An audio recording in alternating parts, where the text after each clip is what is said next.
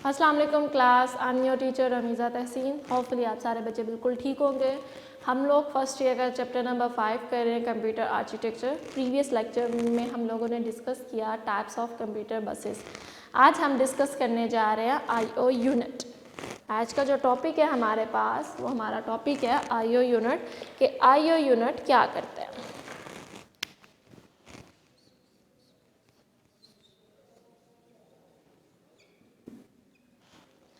आपको पता है कंप्यूटर के अंदर काफ़ी सारी इनपुट और आउटपुट डिवाइसेस हैं, ठीक है। अब आईओ यूनिट में and INO device, I stands for input,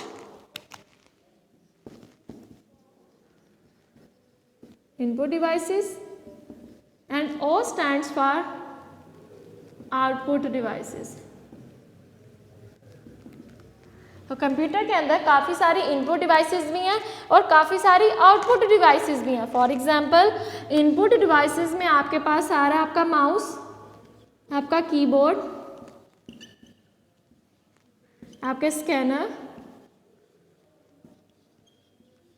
joystick.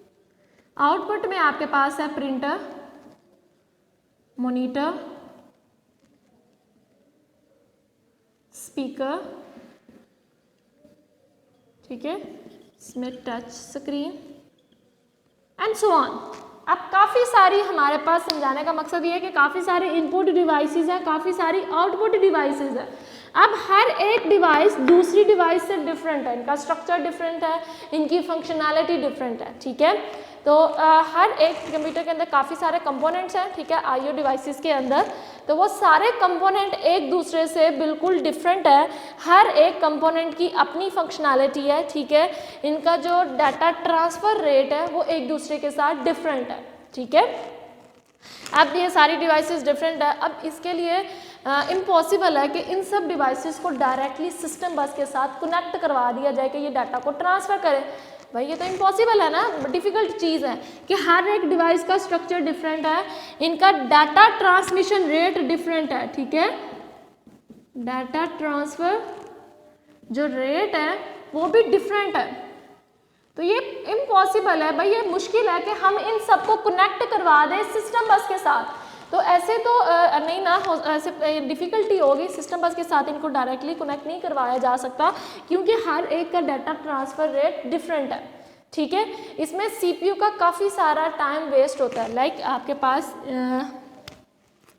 अब CPU ने मैनेज करना है आपकी आईओ डिवाइसेस को, ठीक है।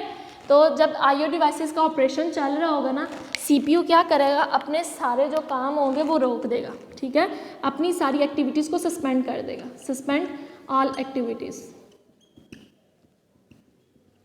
वो वेट करेगा जब तक इनके ऑपरेशन कंप्लीट नहीं होते, आईओ डिवाइसेस का ऑपरेशन कंप्लीट नहीं होता, तो वो इनके ऑपरेशन के कंप्लीट होने का वेट करेगा, ठीक है।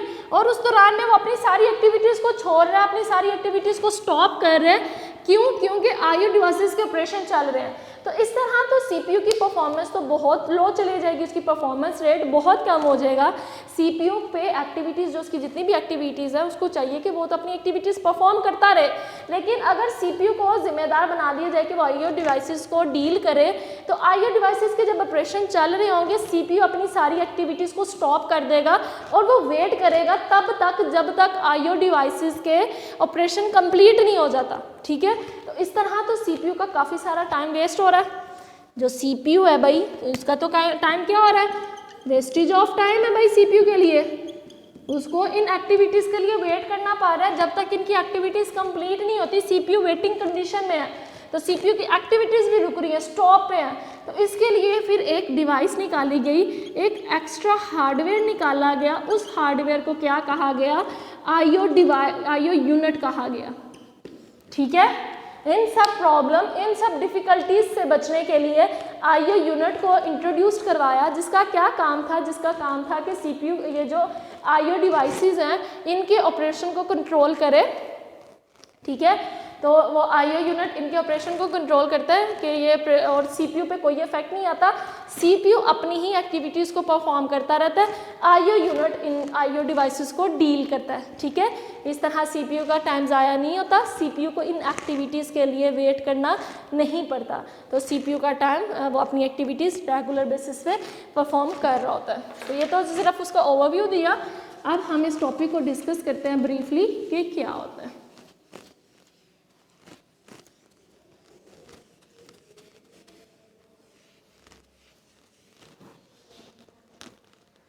सबसे पहली चीज़ कि कंप्यूटर आईओ डिवाइसेस में आपने याद रखना है, आईओ यूनिट में कि कंप्यूटर के अंदर जो आईओ डिवाइसेस हैं वो काफ़ी सारी डिवाइसेस हमारे पास हैं। ठीक है, जैसे इनपुट भी है, आउटपुट डिवाइसेस, मैंने अभी आपको चार्ट में ड्रा करके भी बताया कि काफ़ी सारी इनपुट और आउटपुट डिवाइसेस हैं। तो हर एक का स्ट्रक्चर डिफरेंट है, हर एक की फंक्शनैलिटी डिफरेंट है। ठीक है, तो हर एक का डाटा ट्रांसफ़र रेट भी एक दूसरे से डिफरेंट है। तो ये इम्पॉसिबल था, ये मुश्किल था कि हम इन सब डिफरेंट डिवाइसेस को सिस्टम बस के थ्रू कनेक्ट करवा देते कि ये डाटा को ट्रांसफ़र करें। हर एक का डाटा ट्रांसफ़र रेट डिफरेंट है, और अगर सीपीयू इनको मैनेज करे तो सीपीयू के लिए डिफ़िकल्ट है कि वो इन डिवाइसेस को डायरेक्टली कंट्रोल करे। ठीक है, क्यों? क्योंकि जब वो इन डिवाइसेस को कंट्रोल करता है तो उसे अपनी जितनी भी एक्टिविटीज़ हैं, अपने जितने भी ऑपरेशंस हैं, उनको स्टॉप करना पड़ता है, और वो इन एक्टिविटीज़ के कंप्लीट होने का वेट करता है। ठीक है, इसके दौरान में कंप्यूटर की सारी सीपीयू की सारी एक्टिविटीज़ सस्पेंड हो जाती हैं, और वो वेट कर रहा होता है इनकी आईओ डिवाइसेस के कंप्लीशन के लिए। तो इससे क्या होता है, उसकी जो टाइम है वो वेस्ट हो रहा होता है। तो इसके लिए फिर एक स्पेशल हार्डवेयर निकाला गया, उस हार्डवेयर को कहते हैं आईओ यूनिट, जिसकी मदद से सीपीयू पे थोड़ा बर्डन कम हुआ, सीपीयू अपनी एक्टिविटीज़ परफॉर्म कर रहा है, और आईओ यूनिट मेरा डील करता है आईओ डिवाइसेस के ऑपरेशंस को। ठीक है, अब आईओ यूनिट में आप लोगों ने जो बातें याद रखनी है भाई,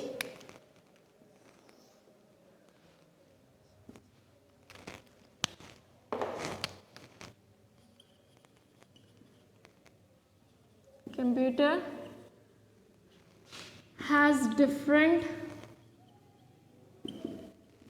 IO devices. These devices are different from each other and perform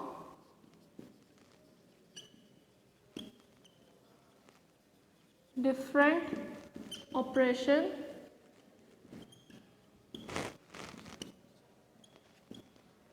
the data transfer rate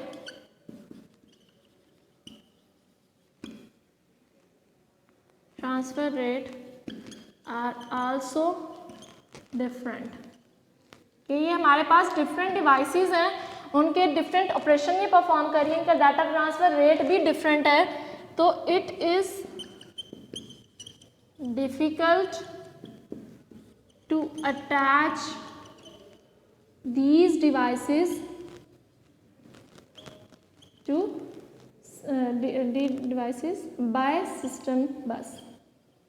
system बस के थ्रू इनको अटैच करवाना कि ये अपने डाटा को एक दूसरे के साथ ट्रांसफ़र कर सकें, ये डिफ़िकल्ट है। ठीक है, and for CPU it is difficult for CPU to control these devices। क्यों उसके लिए डिफ़िकल्ट है? क्योंकि उसे it stop all activities and wait for IO operation, और फिर उसको अपनी एक्टिविटीज़ को स्टॉप करना पड़ता है और आईओ ऑपरेशन के लिए वेट करना पड़ता है। इससे क्या होता है, इट इज़ ना वेस्टेज ऑफ टाइम, ये सीपीयू का टाइम को वेस्ट करती है। इन सब प्रॉब्लम से बचने के लिए क्या किया, एक हार्डवेयर बनाया, एक हार्डवेयर को इंट्रोड्यूस करवाया। ठीक है, is designed which is known as IO unit. ठीक है, एक हार्डवेयर बनाया जिसका नाम था आईओ यूनिट। वो क्या करता था, उसकी रिस्पॉन्सिबिलिटीज़ अब देखते हैं कि आईओ यूनिट की रिस्पॉन्सिबिलिटीज़ क्या हैं, आईओ यूनिट क्या काम करता है।